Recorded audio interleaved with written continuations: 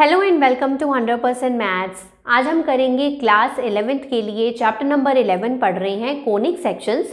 तो पहली हमने कर्व ऑलरेडी पढ़ चुके हैं सर्कल के बारे में, जिसकी इक्वेशन भी हमने पढ़ रखी है और एक्सरसाइज एनसीईआरटी की 11.1 भी सॉल्व की है। दोनों ही वीडियोस के लिंक मैंने आपको डिस्क्रिप्शन बॉक्स में दिए हैं।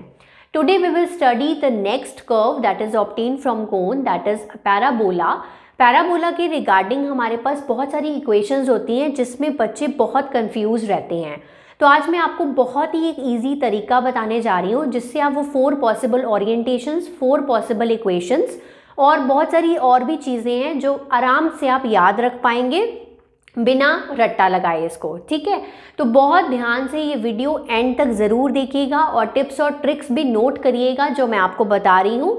और कुछ एक टेबल बताऊंगी आपको मैं, वो आप अपनी नोटबुक में बना के रखिएगा, उसके बाद आपको ये कभी भी नहीं भूलेगा। ठीक है, तो आज की वीडियो जो है वो इंट्रोडक्टरी लेक्चर है पैराबोला का। तो बहुत इंपॉर्टेंट वीडियो है क्लास 11th के लिए, तो इसको पूरा ध्यान से ज़रूर देखिएगा। आइए वीडियो स्टार्ट करते हैं। तो सेकेंड टाइप ऑफ कर्व जो हम ऑब्टेन करते हैं कौन से, that is known to be parabola, जिसके बारे में मैंने आपको फर्स्ट लेक्चर में बताया था, इंट्रोडक्टरी लेक्चर में।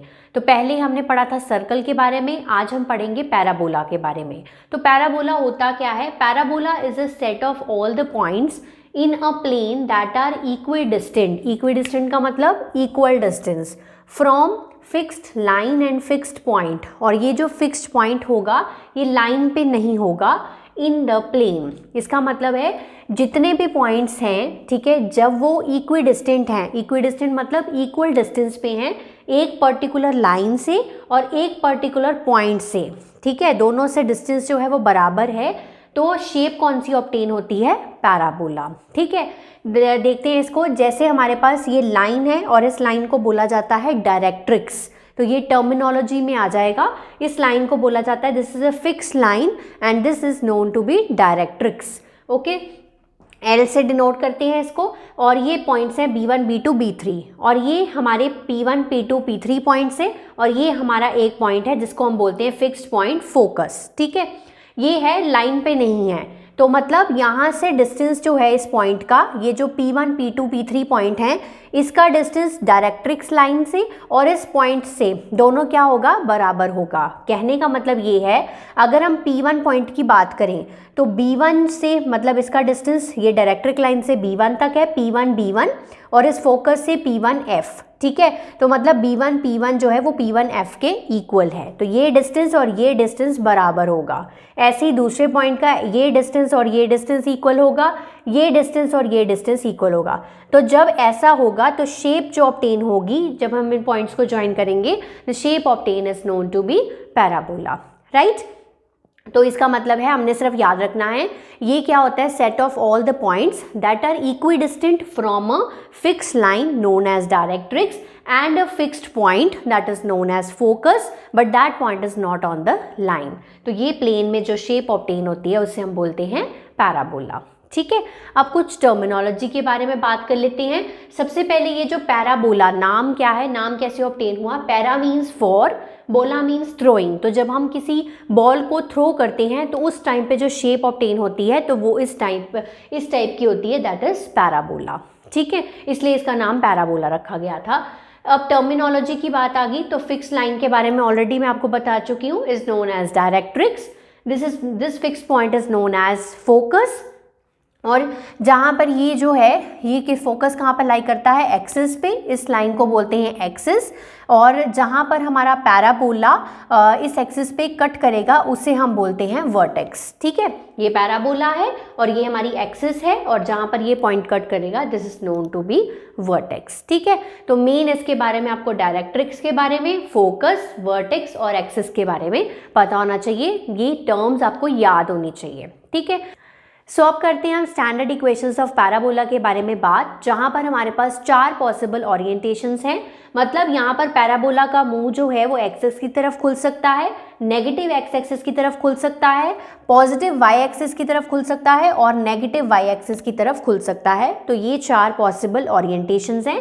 पहले 2 पढ़ेंगे, फिर एक्स एक्सिस वाई एक्सिस के लॉन्ग पढ़ेंगे। ठीक है, इसको पढ़ने से पहले एक चीज़ इंपॉर्टेंट है, यहाँ पर इक्वेशन ऑफ पैराबोला सबसे सिंपलेस्ट तब होती है जब वर्टेक्स उसका ओरिजिन पे होता है, ठीक है।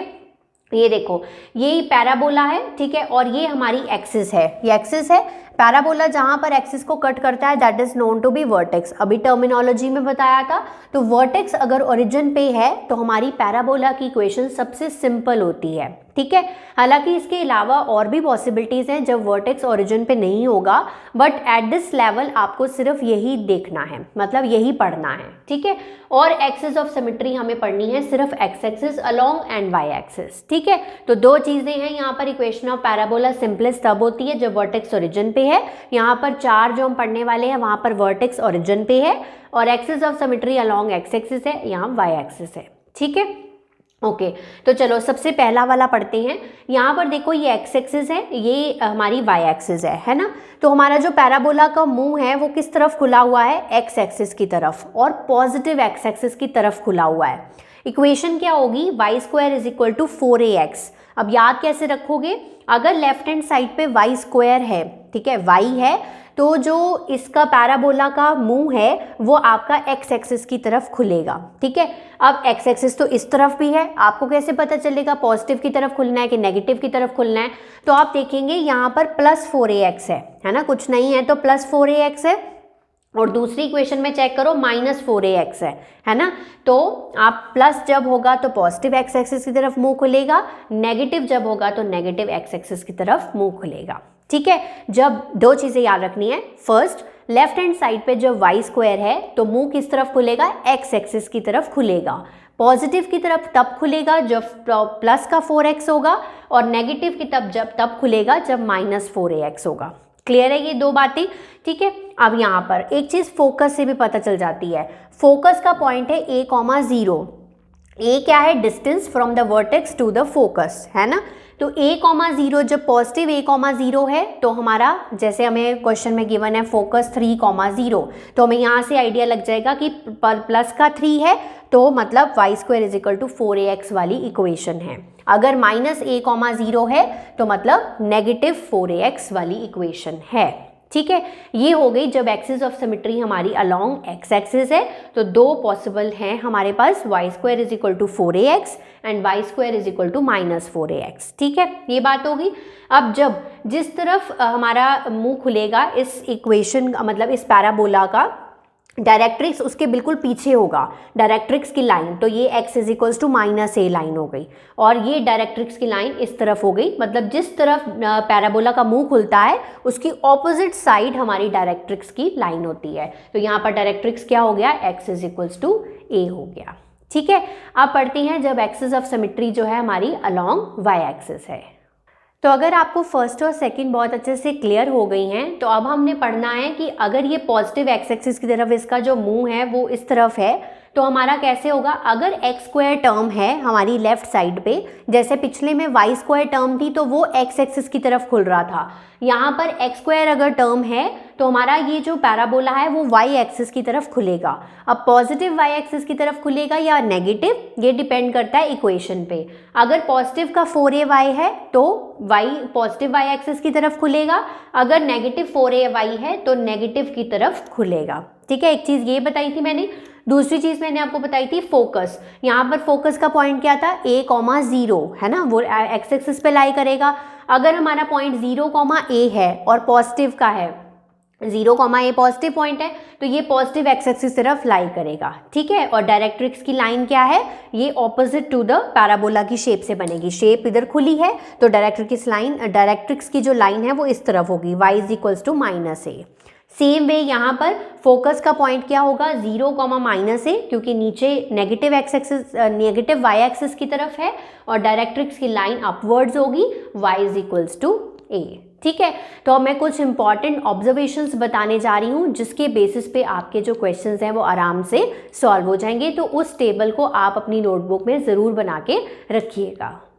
तो ये टेबल आपको कहीं भी बुक में अवेलेबल नहीं मिलेगा। बुक में कुछ लाइंस लिखी हुई हैं जिनको मैंने इस टेबल की फॉर्म में कन्वर्ट किया है अपनी कन्वीनियंस के लिए, क्योंकि मुझे ऐसे याद करना आसान लगता है और मुझे लगता है कि बच्चों को भी ये चीज़ ईजी लगती है, ठीक है। तो देखते हैं क्या हमने पढ़ा। अगर इक्वेशन के पास वाई स्क्वायर टर्म है, ठीक है। हमने दो इक्वेशंस पढ़ी, एक पढ़ा Y square is equal to 4ax, एक पढ़ा Y square is equal to -4ax, ठीक है। अगर इक्वेशन के पास वाई स्क्वायर टर्म है तो एक्सिस ऑफ सिमेट्री क्या होगी, अलोंग एक्स एक्सिस होगी, क्योंकि उसका पैराबोला का जो मुंह है वो एक्स एक्सिस की तरफ खुलेगा, ठीक है। अब पॉजिटिव की तरफ खुलेगा या नेगेटिव की तरफ खुलेगा, क्या मतलब है इसका, पैराबोला या तो राइट खुलेगा या लेफ्ट खुलेगा, ठीक है। ऐसे बताया था मैंने आपको, या इस तरफ खुलेगा या आपका पैराबोला इस तरफ खुलेगा, ठीक है। ये राइट हो गया, ये लेफ्ट हो गया। अब राइट कब खुलेगा, जब कोफिशिएंट ऑफ एक्स पॉजिटिव है, 4ax पॉजिटिव का है, और अगर कोफिशिएंट ऑफ x नेगेटिव है तो वो लेफ्ट की तरफ खुलेगा, ठीक है। तो इतनी बिग लाइंस आपको याद करने की ज़रूरत नहीं है, आप सिंपल ये टेबल की फॉर्म में इसको याद कर सकते हैं। चलिए दूसरी तरफ चलते हैं। अगर इक्वेशन के पास एक्स स्क्वायर टर्म है, यानी कि हमने दो इक्वेशंस पढ़ी, X square is equal to 4ay, X square is equal to -4ay, ठीक है।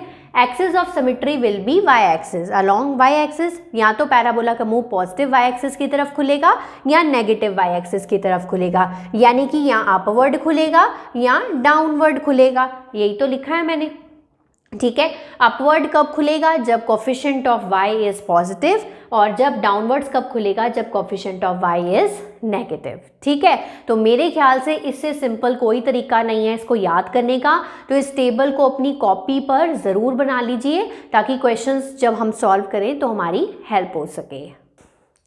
तो आज की वीडियो का ये लास्ट टॉपिक है, क्वेश्चंस हम नेक्स्ट वीडियो में सॉल्व करेंगे। लेटस रेक्टम, लेटस रेक्टम क्या होता है, बेसिकली एक लाइन सेगमेंट है which is perpendicular to the axis of parabola.